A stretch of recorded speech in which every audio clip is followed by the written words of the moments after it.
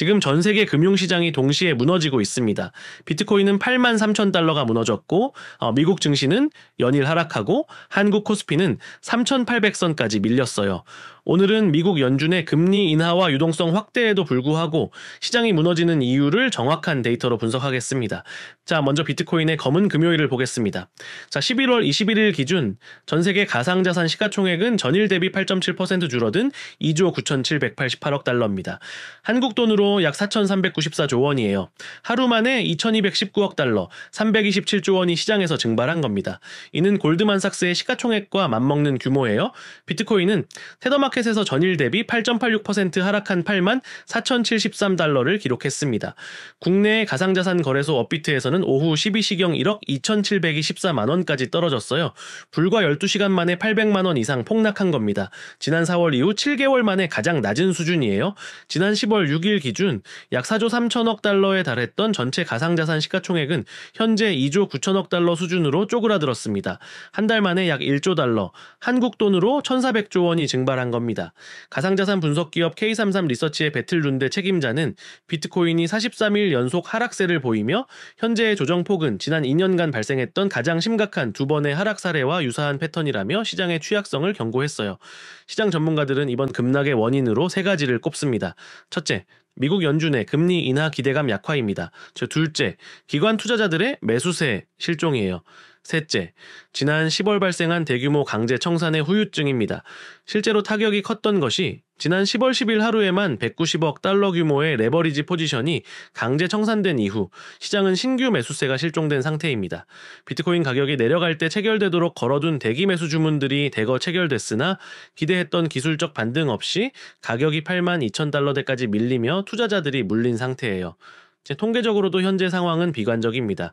배틀룬데 책임자는 기관 자금이 빠져나가는 와중에 소규모 트레이더들의 위험 감수 성향이 높아지는 현재와 같을 때 그중 비트코인 가격이 추가 하락했고 한 달 평균 하락폭은 15%에 달했다고 경고했습니다.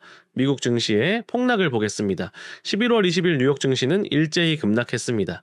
S&P 500 지수는 1.56%, 나스닥 종합 지수는 2.2% 급락했어요. 특히 필라델피아 반도체 지수는 4.77%나 폭락하며 기술주 전반이 패닉셀링에 휩싸였습니다. 엔비디아는 장 초반 5%대까지 상승했지만 오전을 넘기지 못하고 급격히 하락하기 시작해 3% 하락 마감했어요. 마이크론은 무려 11%나 폭락했습니다. 시장은 이를 AI 거품론의 재점화로 해석하고 있습니다. 젠슨 황 엔비디아 최고 경영자의 호실적 발표에도 불구하고 투자자들은 매도로 대응했죠. 이는 단순히 실적이 아니라 밸류에이션에 대한 근본적인 의구심을 반영하는 겁니다. 한국 증시의 동반 폭락도 보겠습니다. 10월 21일 코스피는 3%대 급락하며 3,800선이 무너졌습니다. 코스닥도 3% 이상 하락하여 밀렸어요. 시가총액 상위권은 대부분 약세였습니다. SK하이닉스는 8%, 삼성전자는 5% 하락했습니다. 코스피 대표 AI, 반도체 업종 전반이 동반 하락한 거죠. 환율도 1,470원을 돌파하며 7개월 내 최고치를 기록했습니다. 지난 영상에서 정리드린 것처럼 원화 약세가 수입 물가 상승 압력을 키우면서 한국은행의 금리 정책 딜레마를 가중시키고 있어요. 이제 핵심 질문입니다. 왜 이런 일이 벌어졌을까요? 미국 연준은 2025년 9월과 10월 두 차례에 걸쳐 기준 금리를 각각 0.25%포인트씩 인하했습니다. 현재 연방기금 금리는 3.75%에서 4% 범위예요. 이론적으로 금리가 내려가면 돈이 시중에 풀리고 주식과 가상화폐 같은 위험 자산으로 자금이 몰려야 합니다. 하지만 현실은 정반대였습니다. 금리 인하에도 불구하고 시장은 무너졌어요. 이유는 명확합니다. 시장이 이미 금리 인하를 선반영했기 때문입니다. 지난 7월부터 시장은 연준의 금리 인하를 기대하며 주가를 끌어올렸습니다. 실제로 S&P 500 지수는 9월까지 연중 최고치를 경신했고 나스닥도 23,000포인트를 돌파했어요. 11월 19일 공개된 10월 연방공개시장위원회 의사록을 보면 연준 위원들은 향후 금리 인하에 대해 신중한 입장을 보였습니다. 일부 참가자들은 12월에 추가 금리 인하가 적절할 수 있다라고 판단했지만 많은 다른 참가자들은 연말까지 목표 범위를 그대로 유지하는 것이 적절할 가능성이 높다라고 제안했어요.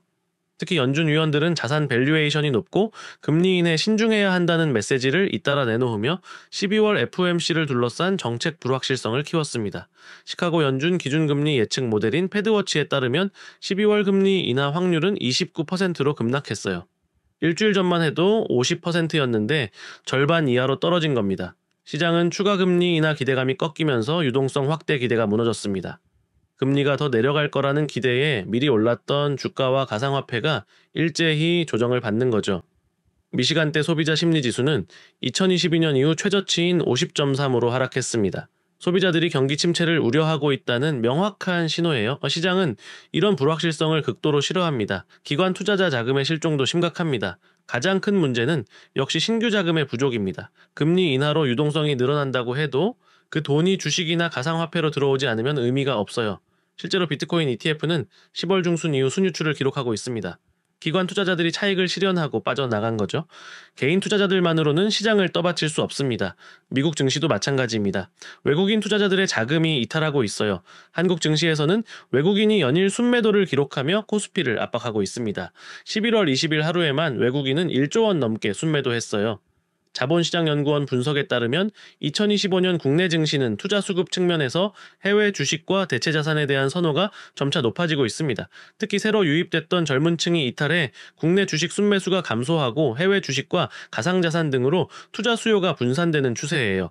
결국 돈은 풀렸지만 그 돈이 증시로 들어오지 않고 있습니다. 일부는 채권으로, 일부는 금 같은 안전자산으로, 일부는 현금으로 보유하고 있어요. 이는 투자자들이 현재 주가 수준을 고평가로 보고 있다는 명확한 신호입니다. 고평가 논란이 매도를 촉발했습니다.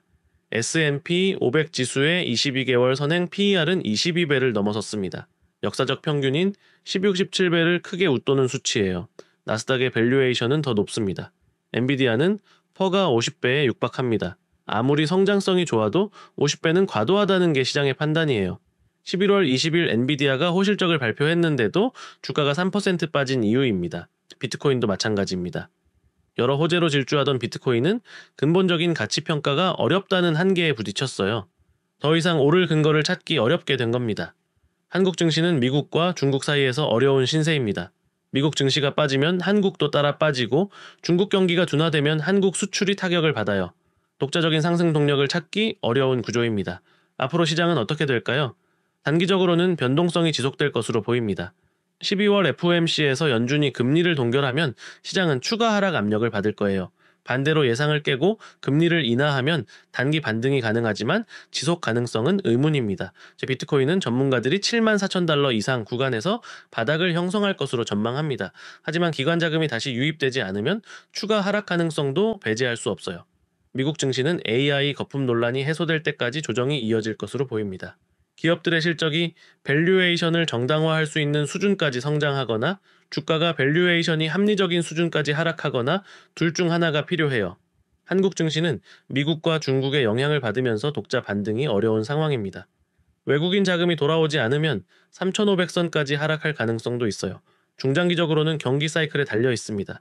연준의 금리 인하가 실물 경제를 살리고 기업 실적이 개선되면 시장은 다시 상승할 겁니다. 하지만 그 시점이 언제인지는 아무도 모릅니다. 투자자들은 어떻게 대응해야 할까요? 현금 비중을 높이는 게 안전합니다. 시장이 바닥을 확인할 때까지 관망하는 것도 전략입니다. 가장 추천드리는 분할 매수 전략을 활용하면 좋습니다.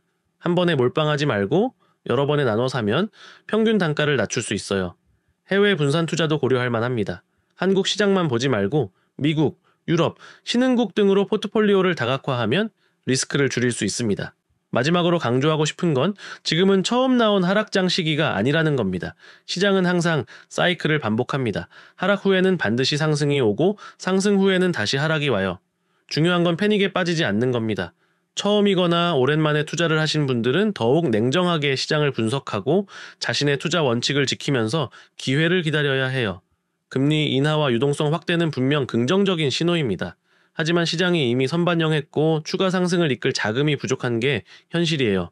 새로 변곡점이 나오거나 추가 정보가 언제 나올지 모르니 여러분 모두 현명한 투자로 어려운 시기를 슬기롭게 극복하시길 바랍니다. 구독 부탁드리고 감사합니다.